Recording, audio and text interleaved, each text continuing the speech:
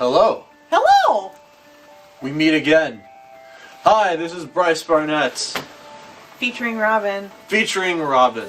Today we're going to be talking about something super fun, because last time was super serious.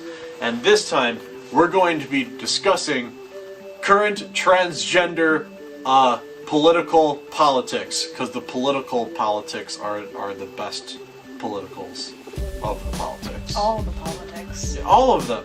Wow, such politics. Today what we're going to be talking about is gender as a whole, and how it's impacting our society, and what we can do about it, and why it's important. I feel that trans people are facing a very unfair and unjustified lack of rights. If we really want equality, then we should stop discriminating. A lot of these issues that we have to talk about will significantly impact equality at least some point down the road, and so we feel that this is something that's very important to talk about. So, for the uneducated viewer, we have to talk about the difference between sex and gender. You see, sex is what you are, biologically born with. While gender is how you feel mentally and how you feel you are on the inside. Sex is completely physical and gender is completely mental. Because we categorize people into male and female, a lot of people don't fall into these particular categories. This is where trans people come from. They do not identify with the same gender that matches their sex. Therefore, this makes gender a spectrum. But most people don't know that sex is also a spectrum. The physical male and female bodies are not always as black and white, essentially. A lot of people are born in the middle. That's something called intersex, where their body parts are not completely male or female. Intersex people are just as common as people with red hair. In fact, all red-haired people are intersex. That's a lie. It's not true. But that'd be convenient. That would be. That'd be convenient, though. But that is not true. But the point is that these are both spectrums. Because of this, it's very hard to come up with laws that fit to these set ideas of people when people don't fall into these set ideas. This is something I'm really interested in because I like learning about people, and I want to understand people from all points of life. So that's the reason I'm doing this. Robin, why are you here? Why are you important? Well, why am I important? Yeah. What makes you important? Well, I consider myself to be non-binary, which is a form of transgender. Basically, non-binary is when you don't identify as either male or female. You're just kind of up there. To me, being non-binary just means that I'm a person, and I can do anything anybody else can do, whether you're male, female, transgender, anything. I feel that's how all people are, but we like to categorize ourselves in these boxes, and because of that, we aren't able to express how we truly are. Now, it's my personal opinion that I think non-binary people are kind of like have it all figured out, pretty much. That they are able to truly be who they are, and not have to try to live up to any kind of stereotype. That is, of course, a huge justification I just made, but that is what I think most non-binary people are. However, I think gender itself is fundamentally flawed. The reason for that is that this is the only kind of demographic that it's socially acceptable to be prejudiced to. Now, this is quite a radical idea. In fact, I can't think of one person who completely agrees with me on this, but this is just my crazy opinion, so take this with like an iceberg grain of salt. That's how grains work, right? Sure. Yep. That's how they work. For example, you could say something that's really ageist. Something that's really ageist is, for some reason, the lawmakers of society believe that once a human has orbited around the sun 18 times while living on Earth, on the exact moment they've passed the sun around on their 18th birthday, they are apparently able to make great decisions in life and consent and be a legal adult. I think it's absolutely ridiculous that at that exact moment someone's life completely changes where they're able to make, huge life-making decisions, and the last second before then, they were completely ignorant to the world. I think that's absolutely ridiculous. It has no rational meaning. Now, I understand that this is probably where most people fall into, but this is an invalid reason to have the law be like this. So that is a prejudice ageist law. For example, I could say something that's racist like, all Asian women have sideways vaginas. Is this true? How many Asian women do you know with sideways vaginas? All of them. All of them do. They all have red hair too. They all have red hair and they're all intersex. No, they're not. No. That's a stereotype. That's a bad stereotype. I don't even know where that stereotype came from, but that is apparently a stereotype somewhere on the internet. But Reddit? Reddit? Probably Reddit. But that's where all stereotypes come from, is Reddit. No. So that itself is a stereotype. Obviously, it's wrong. These two perspectives of what is prejudice to ageism and racism are not socially acceptable. However, the idea that men are muscular and are the breadwinners are actually socially acceptable subjects to people's sex. By definition of what those socially acceptable things are to sex is gender. Gender is the identification of certain stereotypical subjects that are based on gender.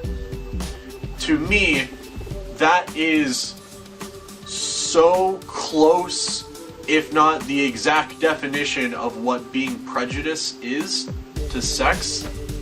Therefore, my argument is that the very notion of gender itself is actually sexist. Because of this, I think gender itself is fundamentally flawed. I believe people are just people and they want to be who they are. To put them in any kind of a category is a no-go. My personal opinion on gender is people can just be who they want to be. There are no boundaries. If you were born female and you want to be a bodybuilder male, you go do that. If you just want to be chilling like I do, just chilling like a villain, do what you want, you do that. Now, I don't necessarily 100% agree with Bryce's radical opinions. I'm not expecting almost, I don't think most people that watch this or even close to them will even agree with me. I just want to state that is my opinion. But I do see that there are some points that he's made that make a lot of sense. So basically, to me, as long as you're happy, you're healthy, you're who you want to be, that's your gender. That's what you do. Now that we've educated you, we can actually talk about the thing that we're actually trying to talk about. And that is the current political controversy of trans people, specifically using bathrooms. You see, right now there are two sides. One side likes to address people as the gender that they identify with and believes that they should be using the restroom that they identify with. For example, if Robin were to completely identify as male, then at that point he would be using the male's restroom. Now, some facilities have gone as far as to make gender-neutral bathrooms for people that, are non-binary. And for people who, don't feel like they have to, basically choose male or female. These restrooms are for people that, can be cisgendered and just want to go in. These new restrooms are showing up within public schools. There's even one in the White House, and the current community college that we were just going to is actually installing them there. Now, the other side of things is that people don't want transgender people to go into bathrooms of their preferred gender. For example, if you are male, you grew up male, you're using the male restroom. Now, someone that looks like a stereotypical female walks into the male restroom. What do you do? Are you going to, call the cops just because someone that doesn't look like your gender's in the restroom? If such a law would be put into place, the amount of transgender people that would come in to their own sexual stall looking like the opposite gender would be astronomical. It would be every single one. And so, are you telling me that on every single occasion it's going to be perfectly okay that every transgender person has to have the cops be called on them so they could show up, ID them, and figure out it's fine when it's really not? Like, they should be using the restroom that they identify with. But it's an absolutely ridiculous notion. There's no way that that's practical at all. And it's just simply not fair. Transgender people want to be treated as the gender that they identify with. And to simply make them use the restroom that they don't identify with completely adds to their gender dysphoria. So this is one of my crazy radical opinions, and that is that all restrooms should be desegregated of the sex or the gender that they're assigned to. Now, this is pretty radical for a lot of people. The reason I think this is because even sex is not a binary system because of intersex people. It's all a spectrum. So even a law that has it on that level is not valid. That would never work. Even on a gender level, it wouldn't really work, because at some point you would need gender neutral restrooms to exist to begin with. Even on the more liberal side, that would have to happen. Because of this, getting rid of binary restrooms altogether is the ideal. Now, there's never been a reported case of someone who is transgender going into a public restroom and abducting, molesting, raping, anything of the sort to a child or another human being. It literally never happened. And even if it happened on a few separate occasions, it wouldn't be valid enough to just say that, screw the whole thing. You still go to a movie even though there's been movie shootings, as unfortunate as they are. As horrible as molestation is, even if that were to happen a few times, that wouldn't invalidate the millions of people that would have greater equality because of a better placed policy. But even then, there's never been one case where a transgender person has ever harmed anyone in the restroom that they identify with, mind you. That's never ever happened before. And people have been doing it. Transgender people have been doing it this whole time, and you didn't know.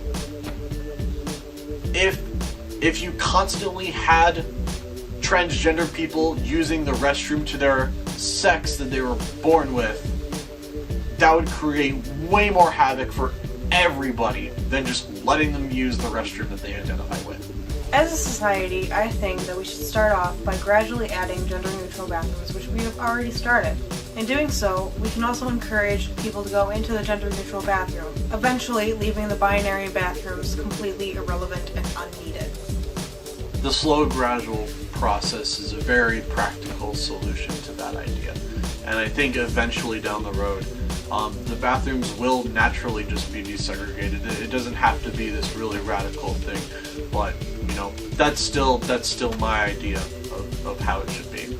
I don't normally talk about big political issues like this, but this is something that I have been studying for a long time, and this is something that I think is very important to society. Thank you, Robin, for joining me today for this vlog. You're welcome. I think you had quite a lot of good input. So, until the next Purple Toilet News episode, or vlog, or short film, or whatever the hell I decide to do next, I hope that all of you don't die. Okay, bye, fam. Bye, fam.